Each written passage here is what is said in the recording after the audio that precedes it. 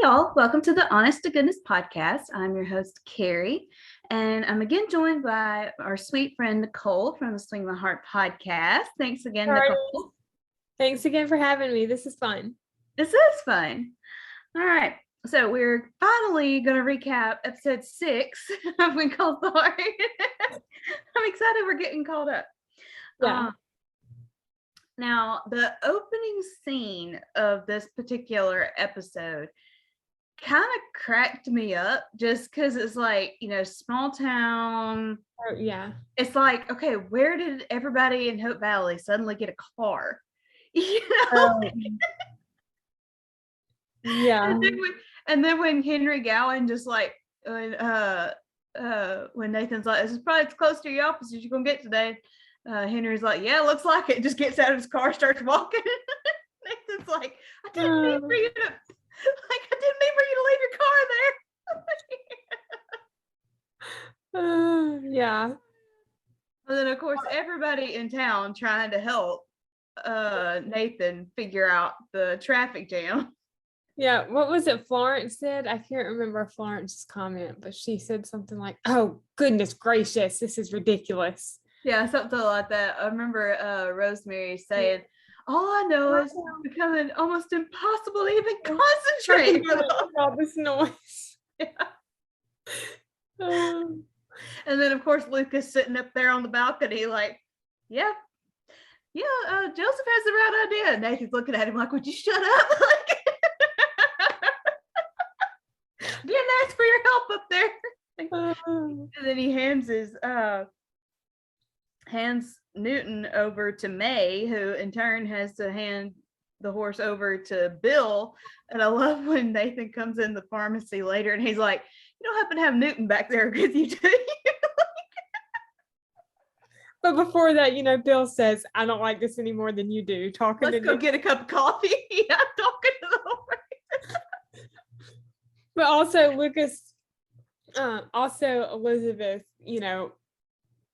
I think it was after her talk with Rosemary, and she waves to Lucas and she looks up at him and she's like, I don't know what's going on. And he's just like, hi. Yeah.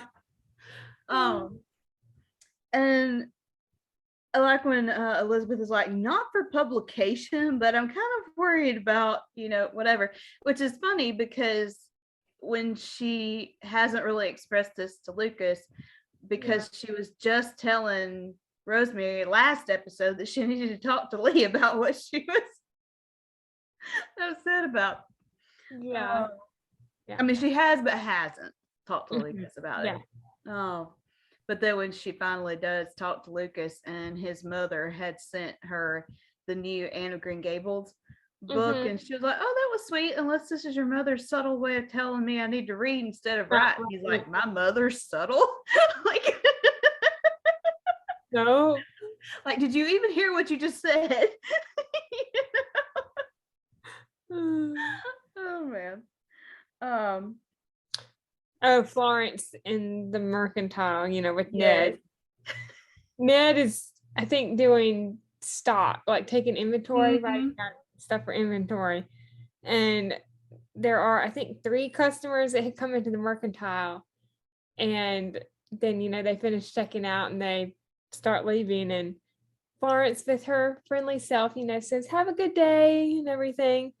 And they don't respond at all. And Nope. Florence says, and you have a lovely, yeah, well, I'll have myself a lovely day as well.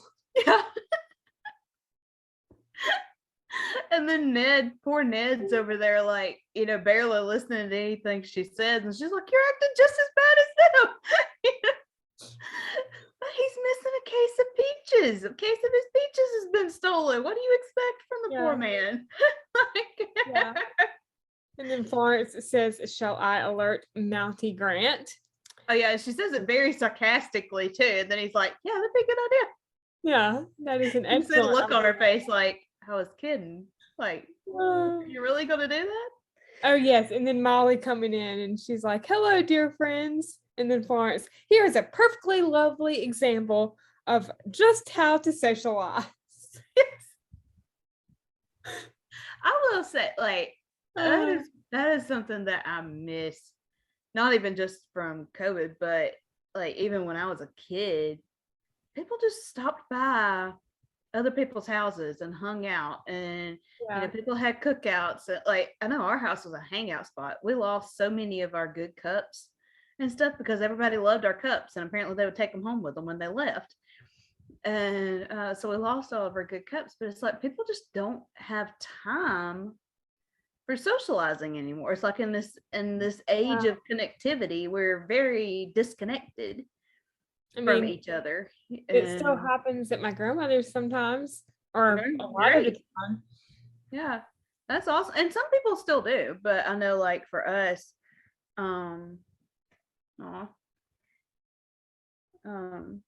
sorry, I just got a text from Morgan. They did, I hope she doesn't mind me saying this, they did have to put her dog down. So y'all, you'll be praying for her. Seriously, she's going through some stuff right now. So it's part of the reason she's hasn't been able to record. Sorry,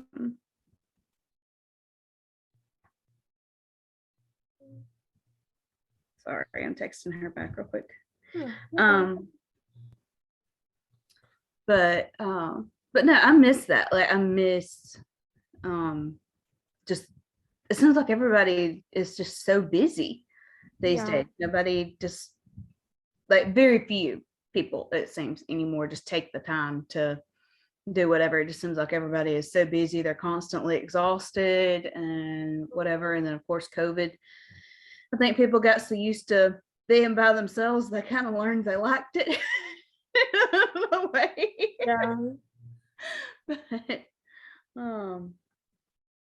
But yeah, and then how sweet was it that Joseph told Minnie that if buying the cafe was really important to her, then he would delay talking to Lee about possibly buying into the sawmill or whatever. That was sacrificial love right there. Although I love when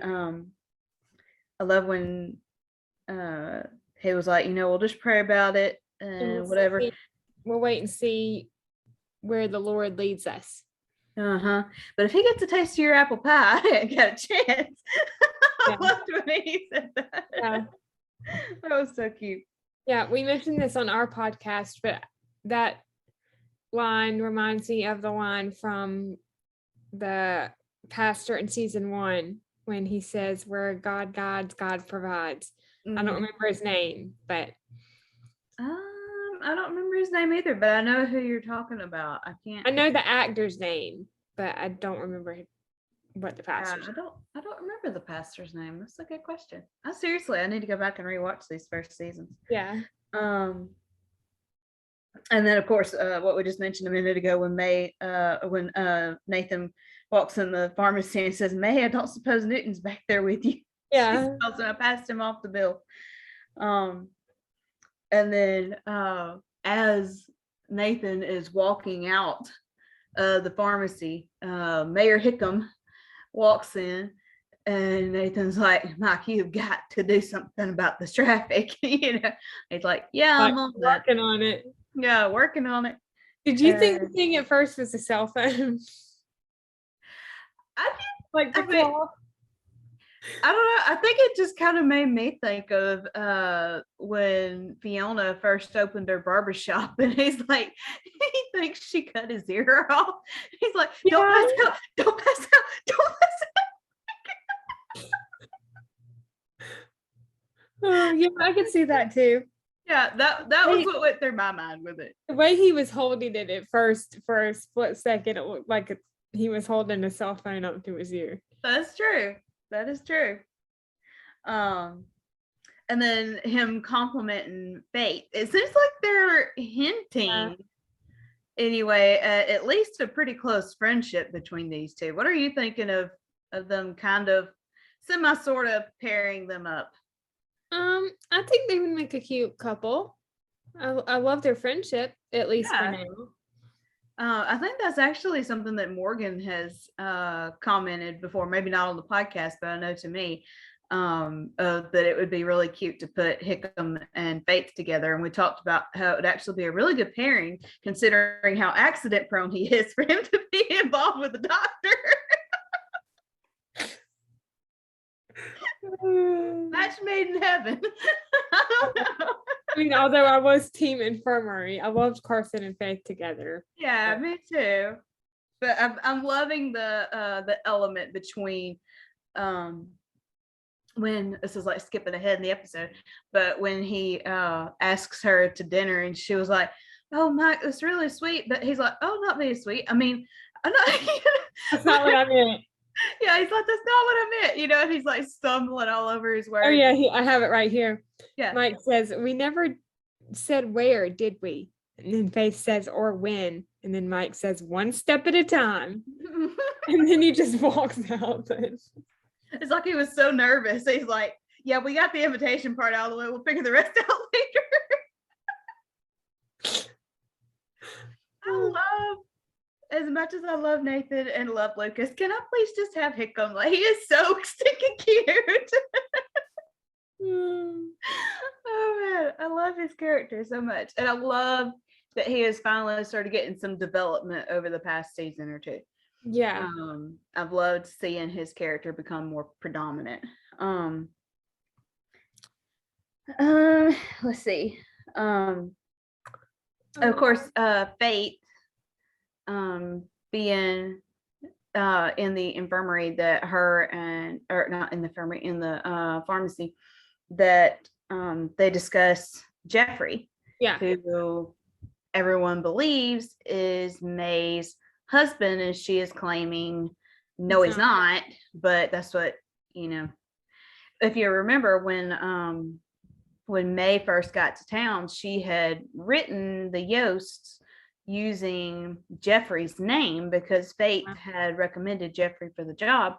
So when May shows up, then Faith called Jeffrey and left a message for him, like trying to figure out, okay, what's going on here, Yeah.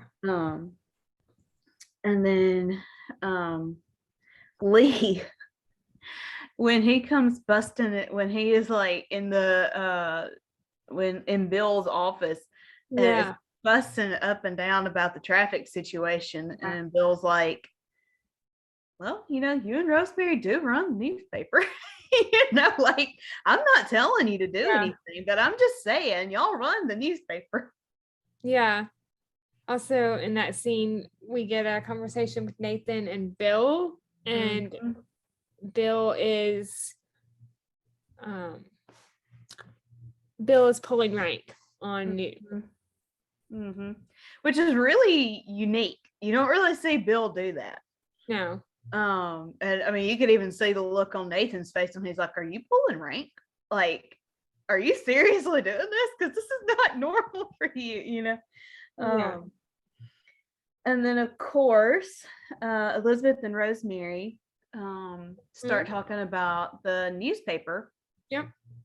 And Rosemary's telling her, we want to start publishing 3 times a week, but we're not sure we have enough content, to do this. And Lee says, "Sweetheart." Say what? I said, Lee says, "Sweetheart," and then Rosemary says, "Lee's just trying to write." Oh yeah. Yeah. Like, okay. Sorry for trying to do my job over here. But I don't even remember, like, did one of the kids scream or something is what brought I think it was who was it? It was Emily, Opal, and Timmy. They were making noises, and then they like came running out of the soda fountain. Yeah. And of course they're all covered in ice cream. And they're like, we didn't start it. We tried to stop them. It wasn't our fault. And they walk in, and of course there's ice cream all over the place. Yeah. Elizabeth's like, Robert Wolf, come out here, please. Yeah. I love it when he's like, it didn't like kind of like it was an accident. She just asked me how this whatever. Yeah, the seltzer bottle worked, and I just did this, and he like squirts them, and they're like, Robert, like all of them with their hands thrown up. And then I loved how Rosemary said, like went all full name on Allie, like Allie Grant. Yes. Oh man. Okay, can we just talk for a minute about the scene in the Mounties office with Nathan and Elizabeth talking to the kids, and like of course they're first talking to Allie, and he's like, I thought we talked about you two just being friends, and she's like, I was being his friend, and then she said, I guess my inner beauty must have just shown through. And she said, she was talking about the shot she threw at Robert, and then the words she used, the words she learned from her grandfather. Yeah. She's like, what a shot. Hit him right in the puss. Elizabeth and Nathan. Grandpa taught me that word. I'm sure he did, but he also would have Never would have thought I would have heard that on When Calls the Heart. I know. But I love the fact that like after they finished talking with her, and I like the fact that Elizabeth was like, yes, and while you're not responsible for Robert or any other boy's behavior, is there something you could have done to, kind of not made the situation get worse than it was? And she was like, not throwing that scoop of ice cream. It's like, yeah, maybe. But I love the fact that when Allie leaves, Nathan and Elizabeth both just start laughing. Like they're trying so hard to be the adult, keeping it together, and then they just start laughing. And Nathan, of course, is commenting how much Allie is like his sister Colleen. And he was like, boy, she kept my parents on their toes. Yeah. And of course, Elizabeth tells him that, there's a whole town, like if you ever start feeling overwhelmed, there's a whole town full of people that are here to help offer advice. Yeah. I love that scene, and especially that line, I thought that was really nice of Elizabeth to say, but at the same time, the scene maybe slightly bothers me just a little bit because of what Elizabeth and Nathan could have had. I don't know if that makes sense. Yeah. Kind of why was Elizabeth there? Yeah. Okay. But I mean, I still enjoyed the scene. Yeah. I feel like probably just because she was the teacher. So like although Robert's already graduated, I guess kind of because her students were involved or something. I don't know. But yeah, I kind of had the same question of like, why would Elizabeth have been there? I mean, was it during school hours? I'm not sure. I wouldn't think so. I mean, Elizabeth wasn't at the school. She was out there talking to Rosemary. Yeah, that's true. Yeah. So it was probably after school. I don't know. I mean, that is a good point. But I love when Nathan like just does like serious. Like, okay. Back in adult mode here. We can't be laughing. That was actually improv from Kevin. Aaron tweeted that. Oh, I can imagine that. Like that just seems like. Mm-hmm. Yeah, she mentioned that. I guess the night it aired during the live tweeting. Aw, that is cool. Improv. Yeah. That definitely. Thing. I love stuff like that. Like having worked on a set and watching somebody just throw their own thing in there. Yeah.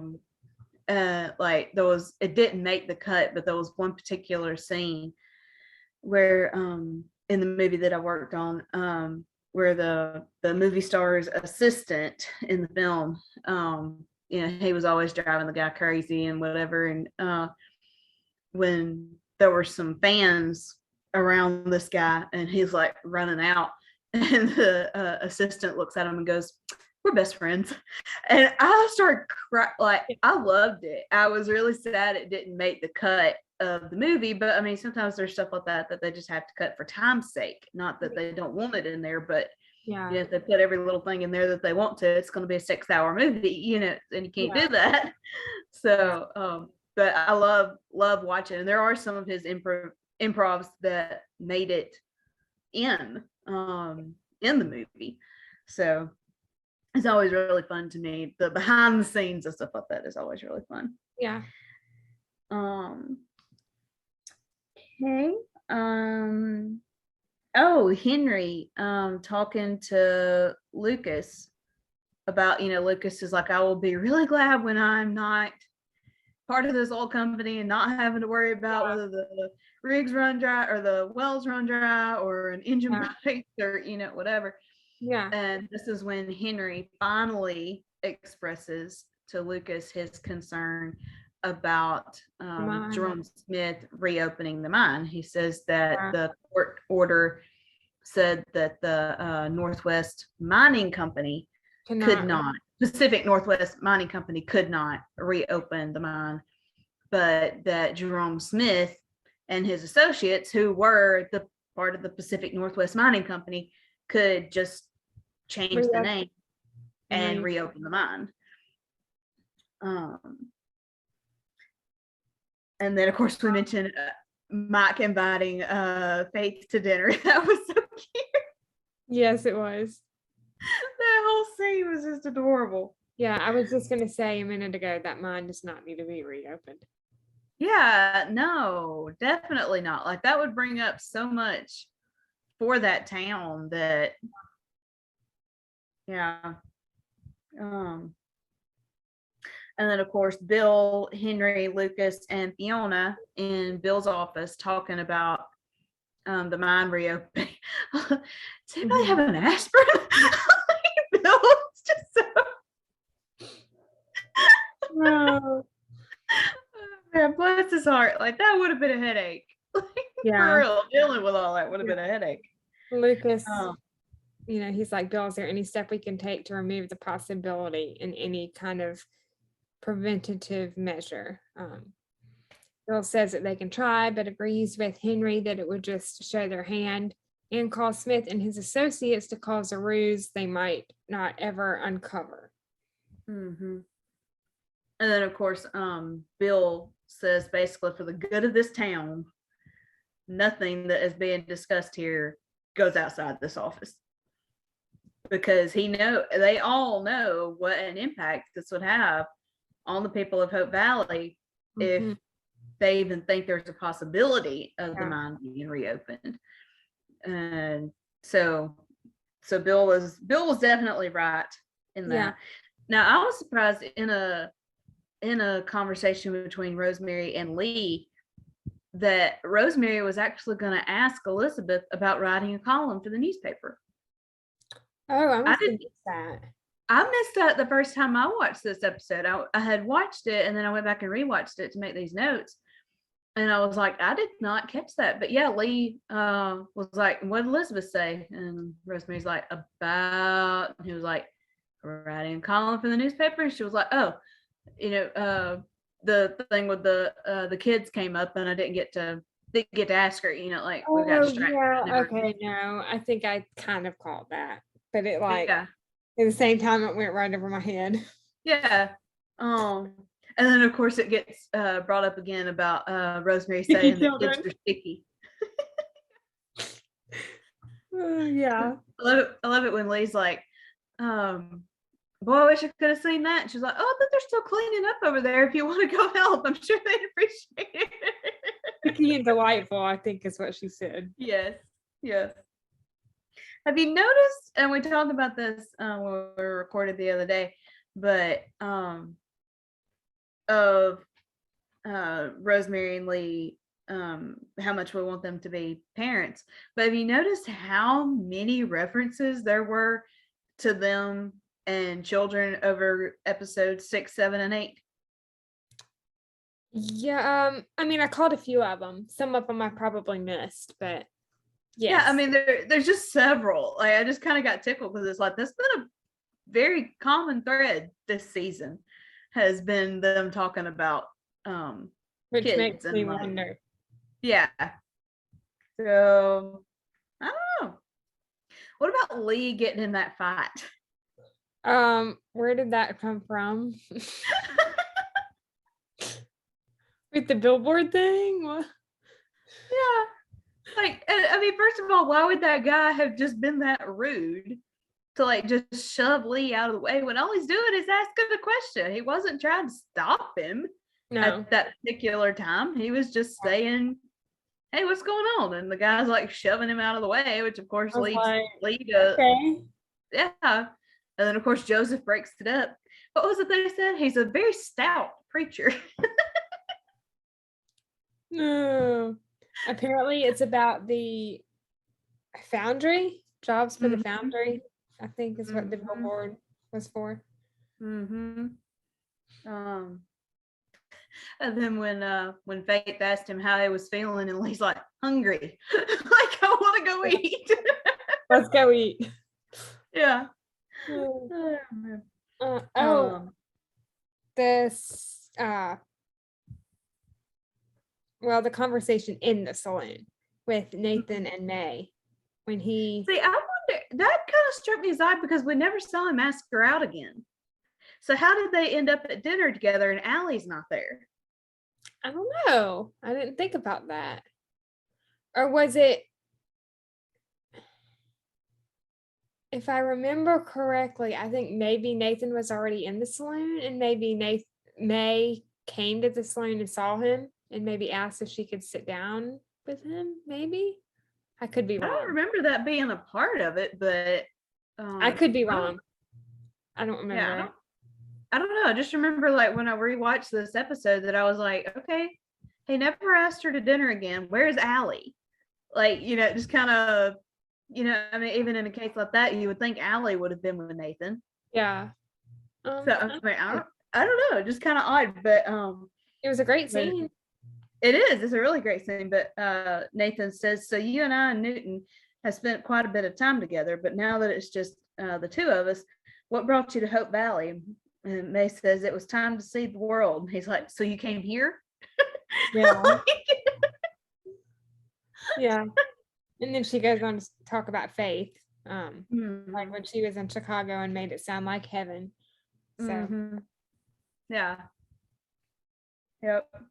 And then of course Nathan confides in her about the first time he got a concussion. What was it? 13, I think, and his horse got spooked and his foot got caught in the stirrup and whatever. That whole storyline right there just kind of seems odd to me. Like, I don't know. It just doesn't seem like Nathan. I don't know how else to word that. Like, it just kind of seems like a thrown in there thing or something. I don't know. I mean, it was a tear-jerking story. I will say that. Yeah. And then he's like, he finally kind of feels like maybe he's sharing too much or whatever. He's like, you must be starving. I'll get us some menus. And he gets up and Ned's like, Constable, he found, basically, he found the peaches yet? And he was like, huh? No, working on it. Yeah. And he's like, nope, not yet, but I'm hot on the trail. Yeah, I'm working really hard to find this case of peaches that you lost, Ned. Yeah.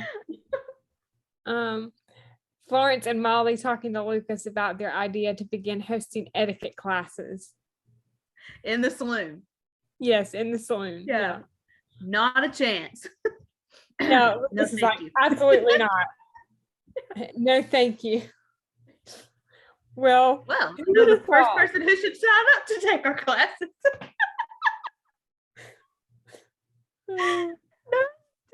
They're so hilarious. Yeah. Let's see. Elizabeth and Fiona, I love their conversation. The callback to baseball. Yes. Yeah, I love that got brought up again. Because I mean that was a really fun episode where Elizabeth and Jack both coached, like their baseball teams. Yeah. So I thought that was really, really sweet. Yeah, that one scene in that episode before the game when she was wearing that blue shirt and he had the bat in his hand and he was like trying to copy her facial expressions or something. I think it was they were talking about being competitive or something. Yeah. I can't remember what they were talking about, but I don't remember the conversation either, but I remember that being a pretty hilarious episode. He was like with the bat in his hand. Yeah. Yeah, Jack was like, I think people have forgotten how kind of cocky and sassy Jack was. Like he had a little bit of a cocky streak to him. Like it was hilarious, but he did. Yeah. And I love the fact that Elizabeth finally just comes right out and asks Lucas, are you selling the saloon? Like she's concerned. And he was like, no, and he was like, even if I were, I would have discussed it with you, Which I loved. Yeah. Was it that same conversation where he was like said something complimenting her and she was like, well, while flattery would normally get you everywhere with me, and then she starts talking about the business thing and she was like, well, now that that's settled, you were saying how much when it was times like these when his life was upside down that he wished he knew how much it meant to him just to be with her. Yes, it was in that scene. Yeah, that was it. Mm-hmm. I also loved his line when he was talking about I also loved his line when Elizabeth had asked why he gave Walden pushback, and he says you have to stand up for yourself or they walk all over you. Mm-hmm. Yeah. I feel like there have been some really good scenes between the two of them, like really good conversations. Yeah. Between the two of them over these past few episodes. And then of course, I'm sorry. Joseph and Minnie in the cafe. Yep. Talking about I love when she basically says something to him about he seems cut out for this kind of work, and he was like, I'm better sitting at a table than serving a table. Yeah. And he's like, why are you so busy? And she was like, everybody's reading Lee's editorial in the paper because he had written about Hickam and like the traffic problem, and basically that he wasn't doing his job, but Lee felt like was his job. And I love that Rosemary told Lee to cancel the extra papers, when she's like, you've done enough, I don't like, she wasn't saying you shouldn't have written it, but she was saying don't fan the flame. Like you need to kind of let this die down some. And then he does cancel. And then of course when Ned finally realizes that it was Gustav that took the peaches and he forgot to mark it off on his inventory, and of course Nathan's like, you dreamed about Florence and Molly? Yeah. You dreamed about food? No, the brandy peaches. You dreamed about food? finally just starts walking off to deal with something before Traffic, something with the Yeah. traffic. before Ned even finishes what he's saying. Nathan was very interested in those peaches, wasn't he? Yeah, or Ned. Ned was very interested in the peaches. Yeah, Ned was. I was saying Nathan was, but it's like Oh yeah, Nathan was, yeah, too. yeah. And then of course, the Florence. scene. What? Oh, I interrupted you. No, you're good. I was just gonna say I loved how Florence called Ned darling. That was sweet. Mm-hmm. Yeah, they are so cute. They're like the couple we never knew we needed, but now we wouldn't want to be without. I see what you did there. Yeah. The couple we never knew we wanted. No, I mean seriously, like I would have never thought to put them together, but they are so cute. Yeah. And then of course when Lucas is headed to meet the attorney in Buxton and offers Elizabeth a ride home and tells her he's going to take the long way around to avoid the traffic, and she was like, oh, I don't know, more time to spend with you. That was sweet. Like, oh, come on. Yeah. I love in this episode how Henry took Fiona under his wing. Like she actually even says at one point, you're starting to sound like my father. Like of course he's joking around. I was like, he must be a charming fella, like sarcastic. But I really do love how he pretty much pointed out to her, yeah, you are responsible for this trouble we're in right now. You shouldn't have just gone and done this. You should have come to us, talked it over, us all made this decision, whatever. But he's also acknowledging the fact that she just kind of got dumped in the middle of this without really being taught everything that she needed to know. And he's like, let's just start over. He's like, I know Mike taught you a lot, but let me just start you from the ground up and make sure there wasn't anything that he missed telling you and whatever. So I really loved Henry and Fiona's storyline this episode. I did too. It was really I will say I'm kind of missing Fiona being in town a lot this episode or this season though. Yeah. Like she's out of town so much of this season. I'm like, yeah. Yeah. I wonder if who's running the barbershop while she's gone? Like nobody's getting haircuts, apparently. I don't know. I wonder if she was like filming other stuff and that's why she couldn't be on set as much. Might be. Might have been. Good point. And then of course May talks to Bill about Nathan's insecurities about riding again, and Bill's like, should I be concerned? And she was like, yeah. And he asks if she had told Nathan about everything, and she still denies that Jeffrey is her husband. And she goes on to say, you're my attorney. Aren't you supposed to believe me? And Bill says, yes, but I've often found that people who get upset over the truth might be living a lie. I wrote that line down too. That one kind of stood out to me. Like, I feel like at this point, he's almost suspecting something with her. And up to this point, he's just been so trusting of her and her story and stuff. What did you think of the scene between Allie and Elizabeth on Elizabeth's yeah. I loved it. I think it was a sweet scene, but still going back to what I said with the one with Nathan in the office, it still kind of made me wish for what we could have had. I kind of had mixed feelings about those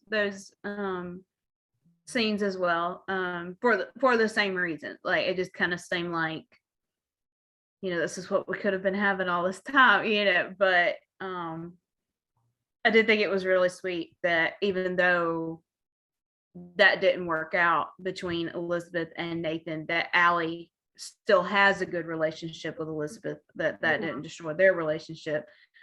And of course she tells Elizabeth, I was only gone a few months and now I don't fit in anywhere. She's like, Emily and Opal act like little kids.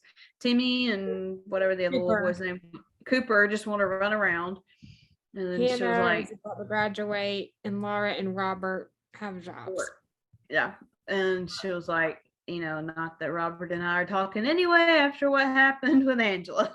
And Elizabeth's like, what happened with Angela that has you so upset? And she was like, mentions that. Go ahead. To Allie, she says, stop trying so hard to fit in. Just be yourself, and wherever you feel most comfortable, that's where you belong. And then Allie says, like here with you. Yeah, I loved the conversation between the two of them right there. And I love the fact, I guess because I tend to fit in with people older than me, like probably most of my friends are at least my parents' age, if not older. Like probably a good 75% of my friends are like older than me, like by a pretty decent amount. So I guess maybe because of that, I can relate to the not really fitting in, but finding your niche with people that aren't necessarily in your same age bracket, but you can relate to them. And you can actually get along with them and have a healthy relationship with them and whatever. So I guess I'm loving Allie's storyline with the adult ladies because of that, because I can relate to it. Yeah. May is not too happy that Nathan spoke to Bill. No, Nathan isn't happy that May. Oh, sorry. Yes, I made a mistake. Sorry. Well, I mean, I'm the one that wrote in my note the other day that Nathan and Lucas had dinner and got in a pillow fight. So I apologize, Hardee's. I meant to say Nathan is not happy with May about her speaking to Bill. Yeah. And he was like, basically, I thought I was telling you this in confidence. And she was like, I'm concerned about you. And he's like, you don't have to be, I'm fine. And she was like, okay, I'm sorry, I misunderstood, And I think Nathan, he's just scared. At this point, to be honest. And I think it is pulling out some emotions in him that you wouldn't normally see Nathan get this shook up over much of anything. But I think he's just what was it Lucas said in, is it their episode 7 or 8? I don't remember. Of once bitten, twice shy. So I think no, it was in episode 7. I'm sorry. Episode 7, yeah. I think that pretty much describes Nathan at this point. Like he's wanting to move forward. He's wanting to put his heart back out there again. He's wanting to move forward, with Newton and not have to worry about that bond being broken and, just all kinds of different stuff. And it's just a lot on him right now. And of course he doesn't want Bill doubting him and his abilities and doubting Newton and whatever. So how cute was Mike? I was about to get the office door open. I was about to say that. I mean, bless him. And it just automatically opens when Bill walks up. Yes. Like, okay. Yeah, and then Mike's like, do you want to come in? And Bill peeks in, is like, no, I don't think there's room for both of us. And he's just like, come on, like, come with me. Like I love watching Bill be such a father figure. Like, he, and we talked about this last episode when Bill told told Mike, I know this isn't easy for you, but you're going to start taking heat for all sorts of reasons, and you may even lose some friends. Just know that I'm here for you. And he's kind of proven that right here, where he's just saying, you know, you're starting, what did he say? You're starting at a deficit, I think is what he said. Basically where you don't necessarily have the entire town's support here, believing in you and having voted for you and whatever. And he was like, you know, I started off the same way when I took over being mayor from Abigail. Nobody knew if I was going to be a good mayor either. But, you know, so he's basically saying, you know, people have come to trust me. So, you know, for people to see us together is going to be good for your image. And people are going to say, well, hey, if Bill trusts him, then he must be okay. Yeah. You know, of course, when he tells Mike to wave, he just like,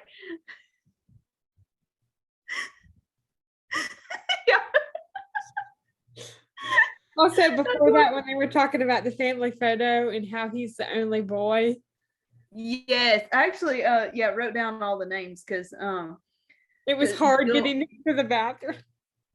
Yeah, Bill, I think that was actually when Bill was like, come on, let's go take a walk. Yeah. But Bill picked up this picture and was like, oh, this is the Hickhams, I presume. And he's like, yeah, it's Mary, Megan, Millicent, Maud, Maisie, and then there's me.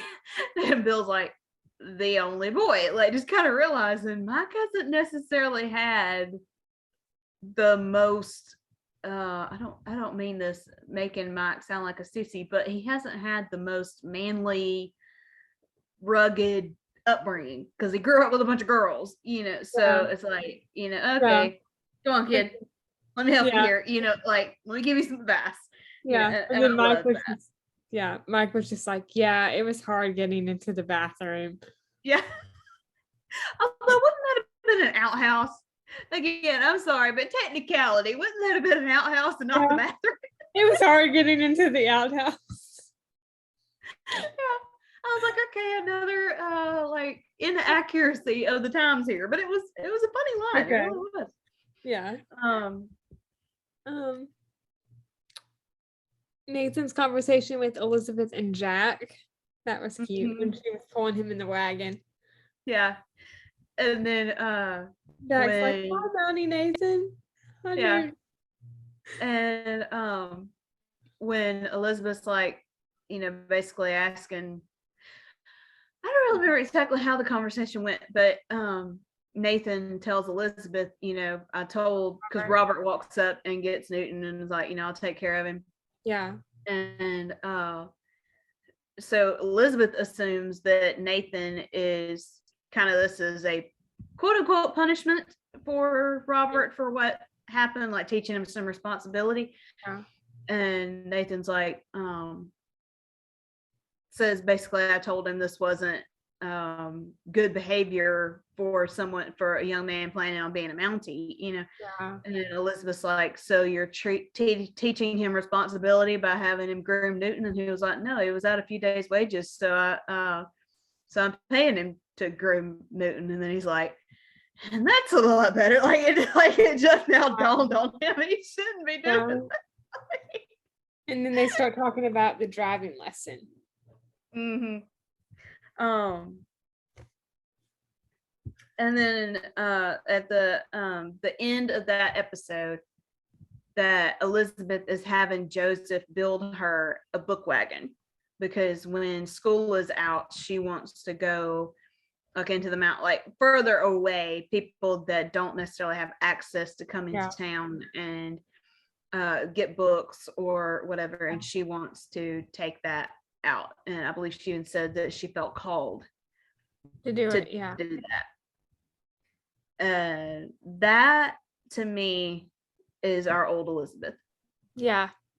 Like I feel like we're slowly starting to see bits and pieces of Elizabeth. And I do try to keep in mind that grief changes people. Like Elizabeth will never be the exact same person that she was before she lost Jack. I mean, that's just how life works. People change. And, again, the grief changes people, life experience changes people. Obviously, she's a mother now and whatever. So she's never going to be the exact same person she was before. But I think we're slowly starting to see her come back to some of the root of who she is. Wow. And I really like that. Yeah, I do too. Yeah. I feel like there's a lot of good comedy in this particular episode. Like, yeah, it was a good episode, but I feel like there was actually a pretty good bit of comedy in this one that I like. What do you think was probably some of your favorite like moments or quotes or whatever from this one?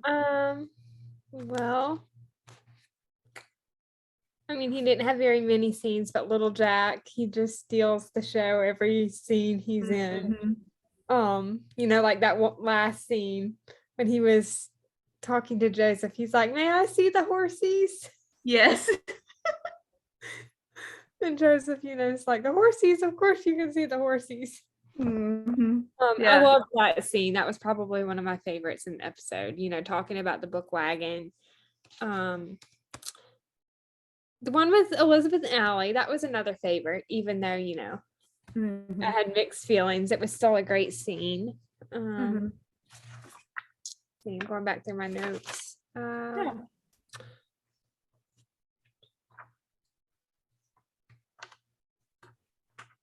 feel like some of my favorite quotes from this season have probably been from episode 8, actually. The newest episode that just aired last night. I feel like that one, some of my favorite quotes have actually been from that episode. But I think probably my favorite moment overall with this episode has to be from, well, really the whole conversation with Allie in the jail and her talking about like her inner beauty coming out and whatever. And you can just tell Nathan, like, your inner beauty, like, he is so lost as a girl dad here at this particular moment, And then of course the little improv thing you were talking about where he's just like, straightening, like, okay, serious face now, with him and Elizabeth when they were talking. So I think that would have to be like my favorite moment from this episode.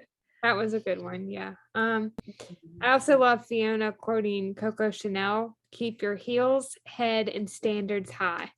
Yep. And I did really love that the baseball thing got brought up again in that conversation. And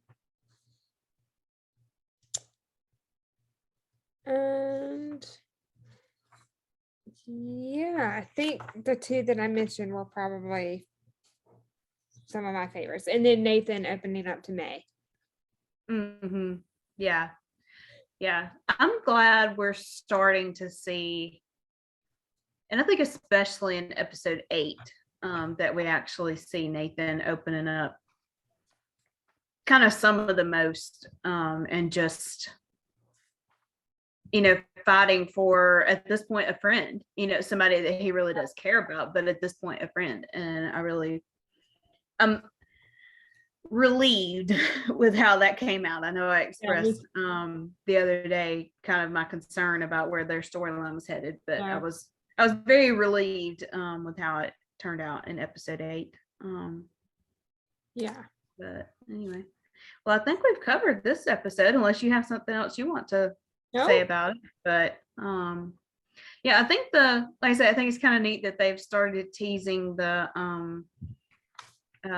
Mike and Faith pairing, and if that's where they go, Morgan called it. I'm just going to go ahead and speak for her since she's not on here. Morgan did call that a while back.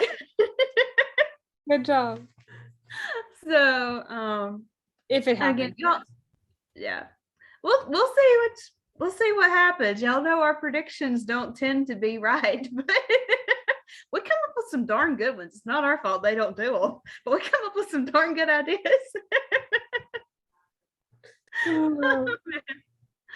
But yeah, y'all continue to pray for her. And I know we're both like very prayerfully considering, what we need to do with the podcast moving forward and stuff. So y'all just continue to be keeping us in your prayers for that. Yeah. And yeah, thanks for listening. And we will be back soon with our recap of episode 7. And I did watch Andrew Walker's new ministry movie when it came out. I don't remember if I mentioned this last episode or not. If I did, sorry to repeat myself, but it is really, really good. I love the Hallmark mysteries. That's like some of my favorite that they do. I have not gotten to watch Chris McNally's new movie. Did you watch it? I did. It was great. Great job, Chris and Brittany. All right, awesome. I need to watch it. I haven't had a chance yet. I finally got caught up on When Calls the Heart, but I haven't gotten to watch that one yet. So I'm getting there. Yeah. Anyway, all right. Well, we love you guys, and we'll be back soon. Bye. Bye, Hearties.